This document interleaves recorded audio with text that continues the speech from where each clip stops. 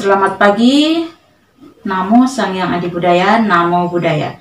Jumpa lagi di pembelajaran pendidikan agama Buddha di semester 2. Bulan lalu kalian sudah menerima rapot. Nah, tentunya kalian sudah melihat hasil yang telah kalian capai pada pembelajaran di semester 1. Nah, apabila nilai kalian belum memuaskan, maka kalian harus tingkatkan lagi, ya. Nah, apabila nilai kalian sudah memuaskan, kalian tetap terus semangat dan tingkatkan lagi, ya. Nah, namun sebelum kita belajar, mari kita bersama-sama membaca doa namaskara dengan tangan bersikap anjali. Arahang sama Sang Buddha Bhagawa Buddhang Bhagawantang Abhiwademi Swakato Bhagavata Dhammo Dhammang Namasami Supatipanno Bhagavato Sawaka Sangho Sanghang Namami Sabesata Bawantu Sukitata. Semoga semua makhluk hidup berbahagia. Sadu, sadu, sadu.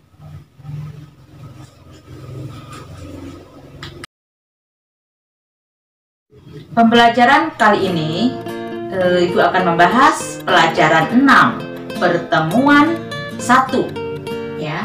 Pelajaran 6 tentang meditasi. Nah, kali ini kita akan belajar tentang mengenal meditasi. Nah, dalam kehidupan sehari-hari kita mungkin sudah pernah melakukan praktek meditasi tersebut. Seperti contoh yang ada di gambar ini. Coba lihat.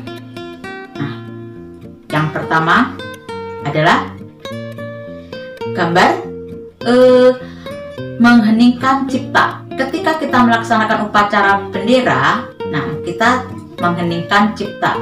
Di situ kita memusatkan perhatian kita terhadap objek, mengenang jasa-jasa para pahlawan kita. Yang kedua, kita duduk dengan tenang, yang disebut dengan meditasi. Yang ketiga, melafalkan Amitofo atau Omitopo. Nah, itu juga termasuk meditasi. Dan yang terakhir, latihan puja bakti. Ya, ketika kita melaksanakan puja bakti, itu disebut juga dengan meditasi karena memusatkan perhatian pada salah satu objek. Meditasi artinya pemusatan pikiran dan perasaan untuk mencapai sesuatu atau satu tujuan. Meditasi dalam agama Buddha disebut juga dengan samadhi atau bhavana.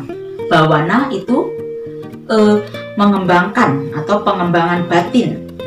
Nah, samadhi atau meditasi itu dibagi menjadi dua. Yang pertama adalah samadhi benar atau sama samadhi. Yang kedua, samadhi salah atau micca samadhi. Samadhi benar atau sama samadhi yaitu pemusatan pikiran pada objek yang dapat menghilangkan kekotoran batin. Sedangkan samadhi yang salah atau micca samadhi yaitu pemusatan pikiran pada objek yang dapat memunculkan kekotoran batin. Jadi, kalau micca samadhi itu menghilangkan, sedangkan kalau micca samadhi itu memunculkan kekotoran-kekotoran batin, tetapi sama samadhi itu untuk menghilangkan, ya. Jadi, meditasi yang dilakukan oleh Pertapa Gotama itu meditasi, ya, sama samadhi. Ibu lanjut di pertemuan kedua tentang pekerjaan yang memerlukan konsentrasi. Nah, apa saja anak-anak ibu pekerjaan yang memerlukan konsentrasi? Coba perhatikan gambar di samping. Nah, pilot pesawat tempur. Nah, pilot pesawat tempur, pembalap motor, kemudian dokter yang sedang mengoperasikan pasiennya, kemudian biku muda yang sedang bermeditasi, penjahit, kemudian seorang anak yang belajar matematika itu penuh dengan konsentrasi. Nah, itu adalah beberapa contoh pekerjaan yang memerlukan konsentrasi. Contoh lain, ketika kita bangun pagi, kita menyadarinya ya, bahwa kita sudah melakukan meditasi. Ya, begitu juga ketika kita mandi, ya, kita memakai baju, sarapan, ya. Jadi semua kegiatan itu disebut dengan meditasi. Selain itu juga para sopir yang sedang mengendarai kendaraannya, ya, itu juga salah satu contoh praktek meditasi karena mereka melakukan atau memperhatikan salah satu objek, yaitu objek ketika di jalan atau dalam perjalanan tersebut, ya. Kemudian masih banyak contoh-contoh lainnya, ya. Nah, di sini Bu juga berikan contoh hasil dari perbuatan yang disertai konsentrasi. Yang pertama, memperoleh nilai yang bagus karena ketika mengerjakan ujian penuh dengan konsentrasi. Yang kedua, seorang pasien sembuh dari sakitnya karena dokter dalam memeriksa pasien tersebut penuh dengan konsentrasi. Nah, selanjutnya, penumpang akan selamat sampai tujuan karena apa? Ya, sopir itu hati-hati dan waspada, ya. Anak ibu tadi ya kita sudah mempelajari tentang contoh-contoh atau pekerjaan yang memerlukan konsentrasi. Nah, di sini ibu akan lanjut di pertemuan ketiga tentang posisi badan dalam bermeditasi. Apa saja posisi badan ketika kita bermeditasi? Nah, ibu akan jelaskan. Ya, yang pertama adalah posisi berbaring, kedua posisi berjalan, ketiga posisi berdiri, keempat posisi duduk bersila.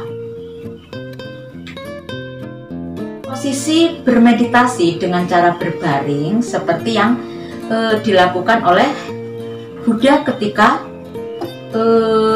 parinibbana, atau seperti posisi Buddha ketika parinibbana, yaitu miring ke kanan dan kaki kiri di atas kaki kanan, tangan menopang kepala, ya, mata terpejam dan pikiran konsentrasi pada salah satu objek. Nah, kemudian cara berjalan. Meditasi ini dilakukan dengan memperhatikan langkah kaki kita, ya, berjalan dengan pelan-pelan, ya.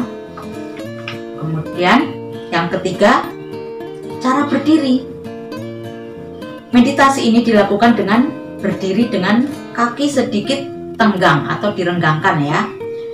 Dengan kedua tangan di depan saling memegang, keseimbangan tubuh dijaga, ya, serta pikiran terpusat pada satu objek. Dan yang terakhir, posisi duduk seperti yang dilakukan oleh Pertapa Gautama ketika bermeditasi di bawah pohon Bodhi, ya, duduk bersila, ya, seperti kita mungkin selama ini yang kita pelajari di atau yang kita praktekkan di rumah, ya, duduk bersila, tangannya di pangkuan, ya, itu posisi-posisi dalam melaksanakan meditasi. Jadi bukan hanya satu saja, ya, ada 4. Boleh kita berbaring, ya, tetapi jangan mencapai jana atau jana ngorok, ya, jangan mencapai jana ngorok maksud ibu, ya. Nah, Nah, kemudian boleh kita berjalan, boleh berdiri, tidak harus kita duduk bersila, ya. Oke. Oke, demikian materi di pertemuan 1, 2, dan 3. Ya, untuk minggu depan Ibu akan melanjutkan pembahasan pertemuan 4 dan 5 di pelajaran 6. Ya. Namun sebelum kita tutup, mari kita bersama-sama mengagungkan Guru Agung junjungan kita dengan tangan bersikap anjali dan mengucapkan doa namaskara. Mari kita mulai. Arahang sama Sangbuddho Bhagawa Buddhang Bhagawantang Abiwademi Swakato Bhagawata Dhammo Dhammang Namasami Supatipano Bhagavato Sawaka Sangho Sanghang Namami. Sabesata Bawantu Sukitata. Semoga semua makhluk hidup berbahagia. Sadu, sadu, sadu. Oke, selamat pagi. Namo Buddhaya. Tetap semangat ya.